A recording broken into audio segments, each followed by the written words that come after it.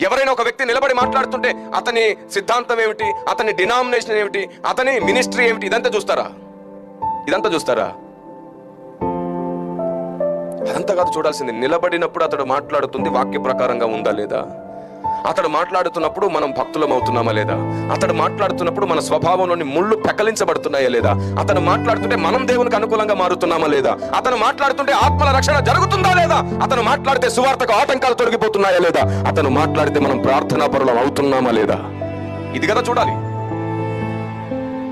సిద్ధాంతములు కాదు. మీకు విషయం చెప్పిన, రక్షణ అనేది సిద్ధాంతము కాదు. రక్షణ అనేది ప్రత్యక్షత.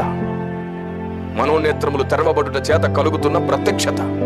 ఒక సిద్ధాంతాన్ని నమ్మితే రక్షణ రాలేదు. ఆయనే దేవుడు అని ప్రత్యక్షమైతే మనకు రక్షణ వచ్చింది. ఆయన నా కొరకే మరణించాడనే వార్త వల్ల మనకు రక్షణ వచ్చింది. నేను పాపిని అనే స్పృహ నీకు కలిగి పశ్చాత్తాపపడితే నీకు రక్షణ వచ్చింది. రక్షణ అనేది సిద్ధాంతం కాదు. రక్షణను సిద్ధాంతంగా మార్చకండి. రక్షణను సిద్ధాంతంగా మార్చారు కాబట్టి లోకానికి అందట్లేదు. రక్షణను ప్రత్యక్షతలాగే ఉండనివ్వండి.